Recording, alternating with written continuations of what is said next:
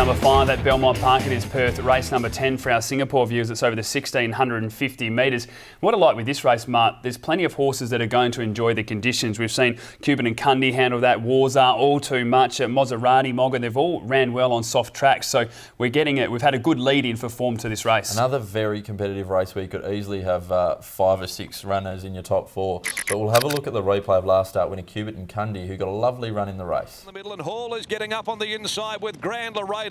He got a beautiful run. Now points back behind them, taking a day to wind up. He's under the whip from Pike. 200 left to go. Barracky Beach got his head back in front. Grand Laredo keeps coming along the rails though. On the outside, Cuban and Cundy now lengthens, and here's George and Ernie. It's Cuban and Cundy. Big George and Ernie. Cuban and Cundy hangs on. Couldn't have had it go to plan any more here. Stephen Fahala and also Stephen Parnham. They were talking about they just wanted to get that nice sit through the early stages, and it planned out perfectly. And from barrier 1, you'd expect that as well. Now the question mark goes is that they give 2 kilos to George and Ernie for only beating a neck, and then you get barrier 13 compared to barrier 4. Although I think Cuban and Cundy is probably the best horse in the race, and certainly one that's going to improve and will be where you want to be on speed, it is not going to get the same comfortable run that it had last start. So this is going to be a really big test, but will be fitter second up now. Yeah, we'll have to pass a few horses, unlike last start where I only had to pass 1 or 2. And as you mentioned, Adam, George and Ernie, I've got a lot of time for this horse, and comes back to a Saturday race, a little bit weaker Saturday race, gets the visors on, and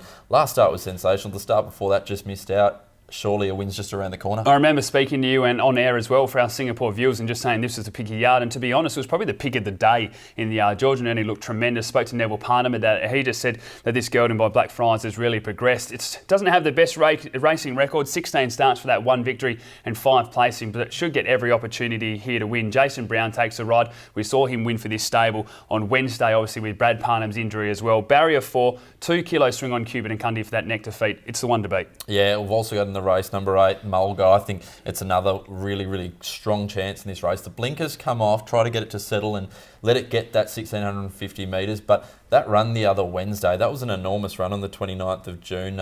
Was 3 wide with 60 kilos on its back and just kept finding the line. I thought it was an outstanding run. Well, like we said for that race, it was the best horse by a country mile, but would 60 kilos be too much first up? And although it got third, it probably wasn't the weight that hurt at all. As you mentioned, it was just a run throughout. It lost by 2.5 lengths to a very nice type in a Laura May as well.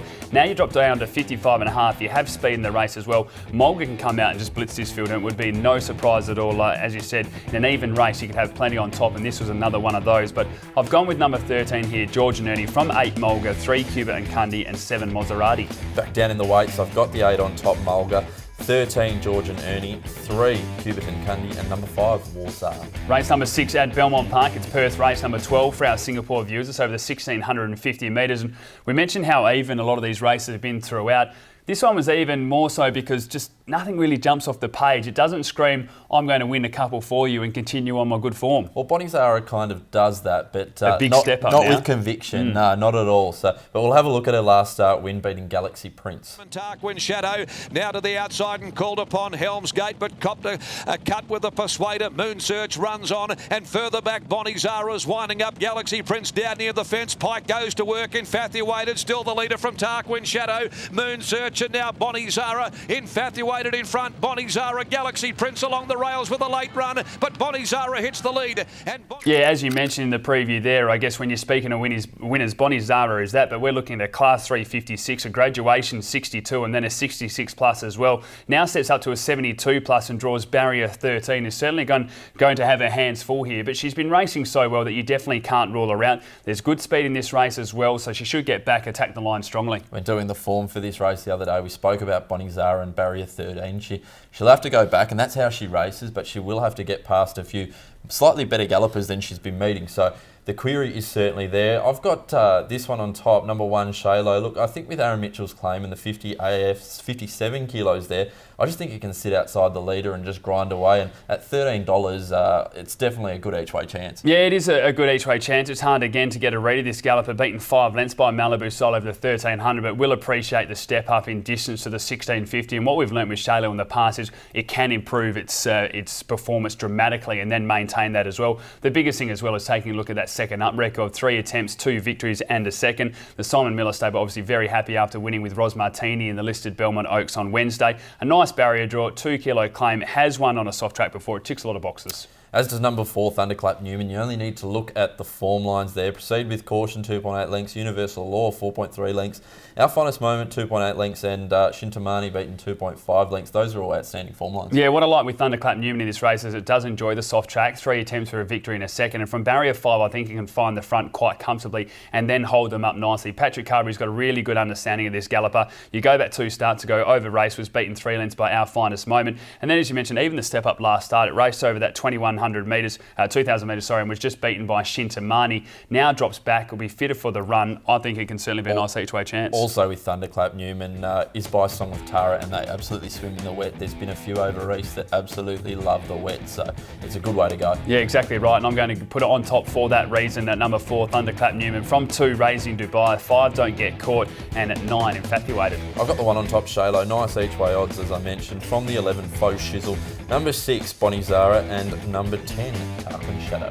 Race number 7 at Belmont Park. It is Perth race number 14 for our Singapore viewers, and it is our best race of the day. The listed bovine stakes over the 1,000 metres. We see the return of horses like Rock Magic, Travanator dominating as well, and there's a few coming from similar trials, so I'm really looking forward to this race. Yes, but the replay horse is, of course, last start winner, Malibu Style. A little brush there with Shalo when We Were Kings drove up in that vacated posse down on the rail, and Rebel King letting rip down the outsiders. Mad Brad starts to thread his way through inside the 200. Malibu Style got the head in front of Flying Time. Rebel King, Mad Brad towards the inside. Malibu Style ducked back to the fence with 50 to go, and he's got them beaten. Malibu Style beat home Mad Brad. Rebel King. Really strong run there by Malibu Style, but I'm almost willing to put a line through this horse for the race. Now, I just think the 1,000 metres is too short, and we've seen that this campaign. Has run some nice races behind Cool Passion, but just runs out of time. Steps up to the 1,300 metres, gets the job done by almost 2 lengths. So I think this horse is wanting that 12 to 1,400 metres. The one reason why I won't put a line through the galloper though is because we have seen that when it is wet,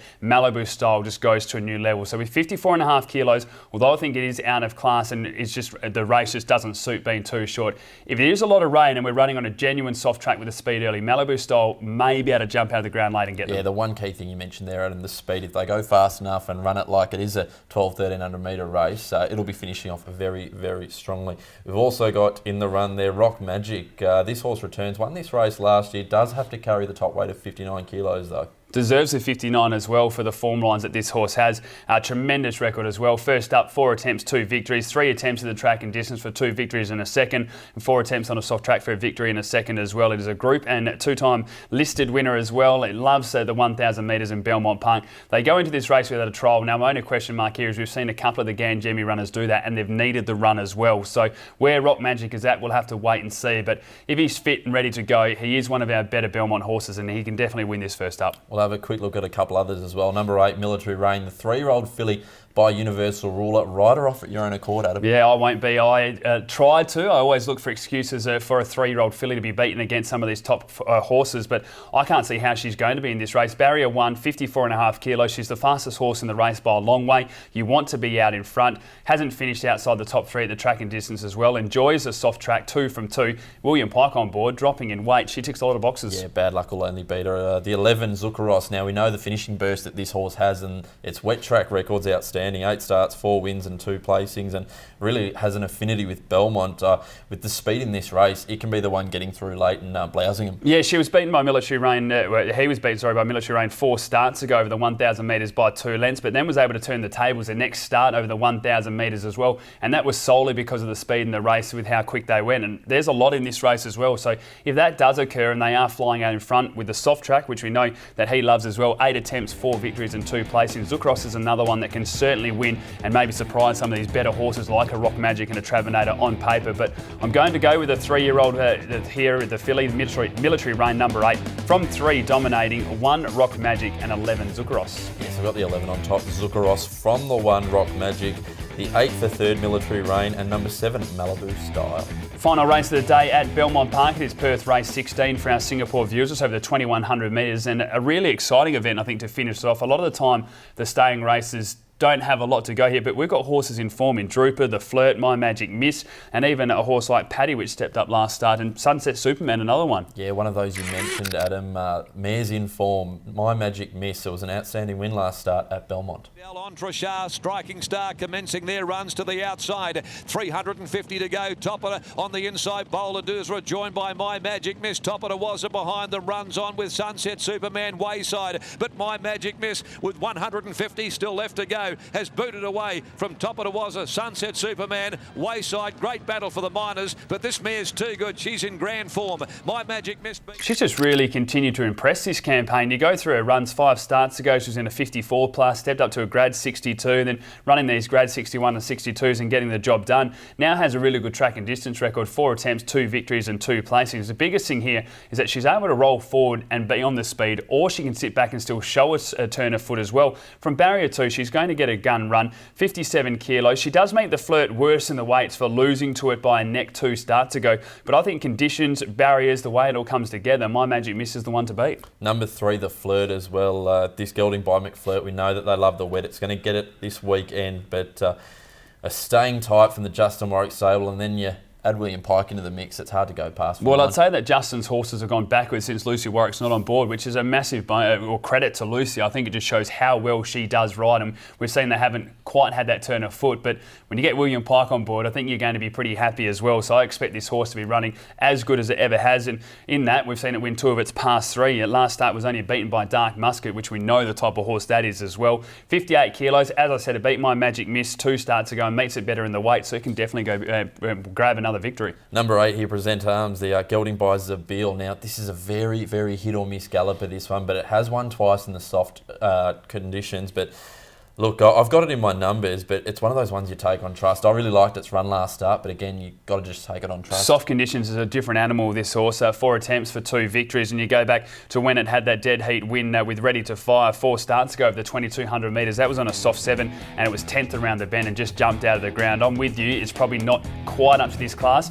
but if it is wet, it can certainly come back and play a part. But I'm going to go with number 6, My Magic Miss. From 3, the Flirt, 10, Paddy, and 2, Drooper. I'm going with the 72 plus form lines. We've got the Flirt on top, number 3. From the 5, Palace Intruder. Number 6, My Magic Miss. And 8, Present Arms. Time now to take a look at the best bets for the card, and I'm going to go with race 3, number 2, Gigante. And in the feature race of the day, the listed bovine stakes, race 7, number 8, Military Rain. I've got race 2, number 5, 3 votes, and race 5, number 8, Mulga. As we always say, do follow us on social media, especially because of the rain that is going to be on course and that soft track. So Perth Racing on Twitter, Facebook and Instagram. On behalf of both of us, hopefully you found you a couple of winners, and we'll be back again with another edition next week.